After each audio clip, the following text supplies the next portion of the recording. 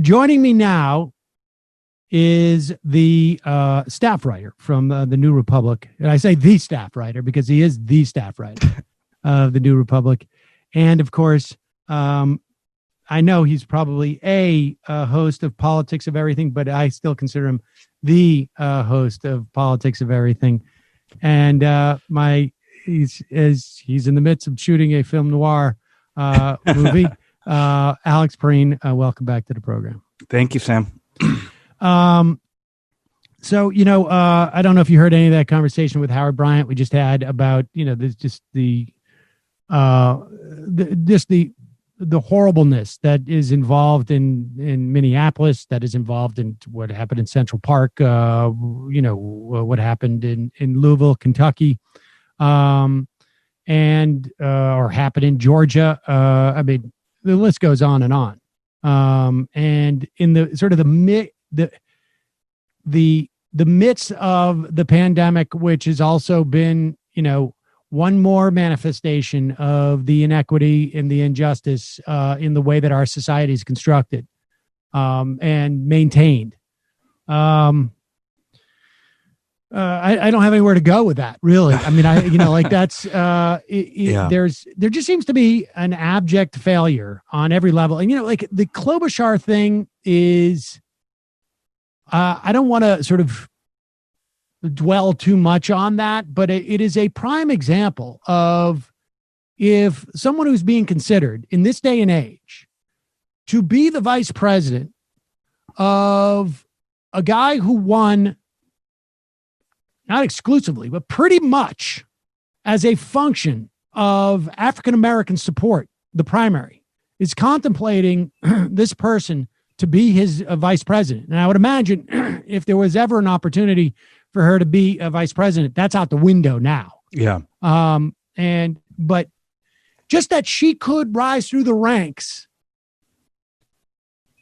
and have this record of abject failure in the one lever that we have, that could obviously not rid society of this, but mitigate, sort of the complete wantonness of these cops to be able to, extinguish black life, with I don't know, in the way people make a, small appliance purchase, right? Yeah. Maybe some measure of contemplation, but boom, and that's it. Yeah. It's fucked up. It is. Yeah. And I mean,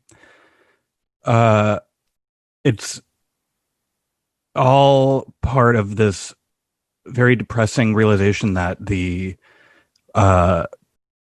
pathways to power, and I always get annoyed when people speak strictly electorally about stuff like Klobuchar and her record, and and Democrats in general, and they'll say strictly things like, and then less so now, but beforehand it would be like the discussion would be like, well, that might not hurt her to be seen as a moderate. It might help with these demographics, and like I really just think like with the discussion should just be like the record itself is bad.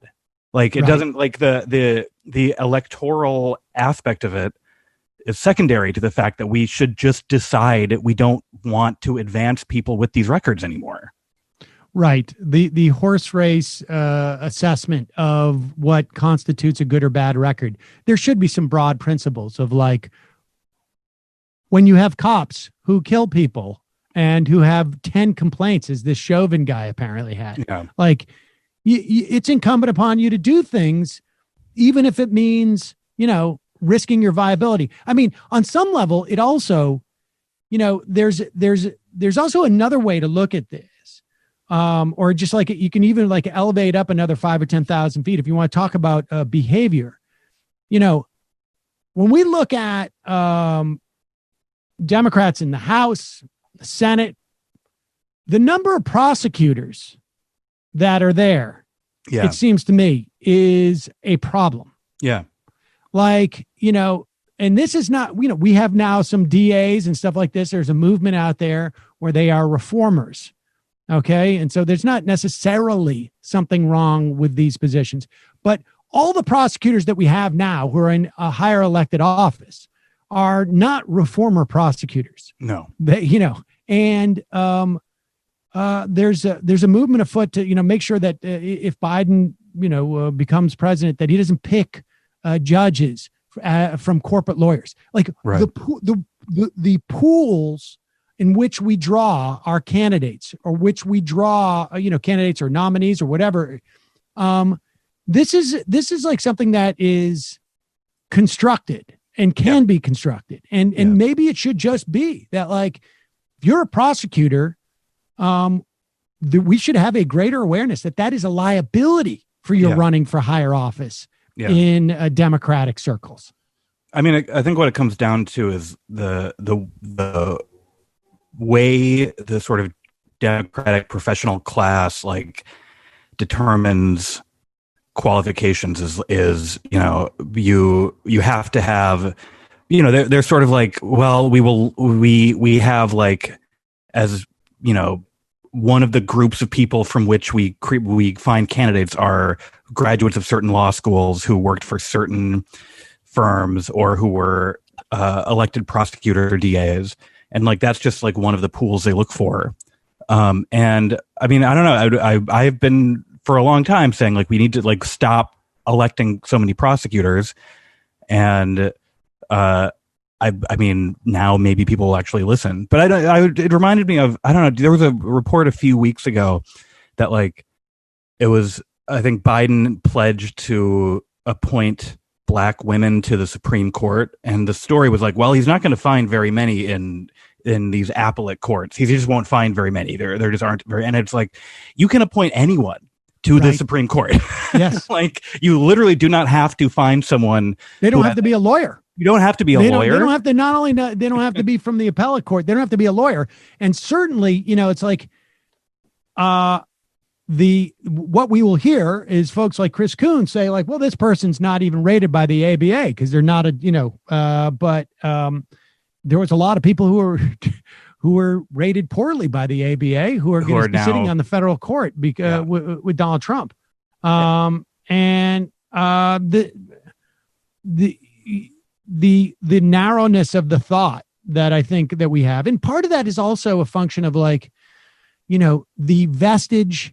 And hopefully, I feel like someone my age is just sitting here, like just, watching the changing of the guard and just hoping that it happens quicker. Like, it's really not, my generation, I feel like we don't participate. Like, just like get these ideas out that are literally from the Nixon era. Yeah. That Democrats need to show their law and order bona fides to be able to compete in a general election. And get that out the window. Like, that's what I get. Like, I see like, Chase Boudin and, Krasner in Philadelphia, where you see like, people taking positions of this to specifically undermine what these jobs have been doing in the past. Yeah. And, they're not necessarily younger, although Chase is, but like this idea that, Democrats don't need to appeal to the general electorate by showing their law and order bona fides. I mean, that's why we get so many prosecutors. Because there's still this mentality of like, we've got to butch up. We're a bunch of soy boys.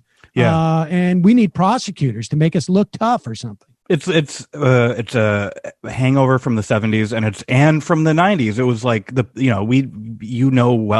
peak of crime in the US came at the very beginning of the 1990s. And for whatever reason, it's been declining. It peaked then, it's been declining ever since. But the people who learned politics in that era will not give up any authority, and they're still picking according to those rules. And it's silly. And you look at somewhere here, like here in New York, we have a mayor who is mayor because he promised to take on the power of the police and to rein in the police. And he now, like, in his second term, with no electoral considerations whatsoever, like, will not do almost anything right to change the political power of the police. And I don't think he would suffer any political or electoral consequences if he was more aggressive, except that the cops would throw a tantrum. But they can't get out. I mean, they cannot stop being held hostage by the political power of police, basically. Yeah, they can't seem to get out of it. All right, well, I want to play a couple of clips. Minneapolis is your hometown. It just occurred to me. It is. Yeah. Yeah. It is. And I mean, it's been surreal. It does not my mother was at the protest the first night. And it really, I mean, it's just been completely surreal watching it happen. It's heartbreaking too, but yeah. Let's play some clips from this, because the footage coming out of there is pretty stunning, and it's I mean, a lot of it's like an indictment of the cops, to be honest with you. Absolutely. And again, the failure to really have any significant oversight of these. I mean, I if I'm Joe Biden, just, as an aside before we get into this, if I'm Joe Biden, I'm announcing tomorrow, I am setting up I am tasking a commission. A lot of people, have some extra time right now. I'm tasking a commission, and within 30 days, I want them to come to me with a plan to basically go in and I want like a set of federal restrictions.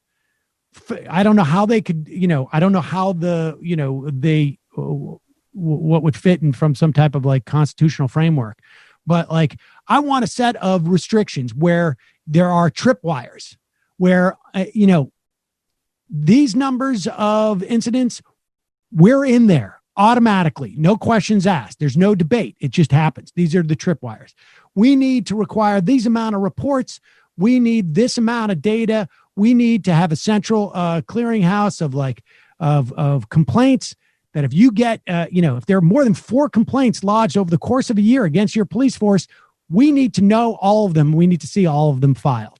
7 complaints, a representative goes there, whatever it is. But like something that a commission, not to study once he gets into office, but like for a set of plans that he has over the summer. Yeah. Saying like, this is going to be instituted on day 1. I don't even need any of the other bullshit. We're doing this on day 1. Yeah. Yeah. But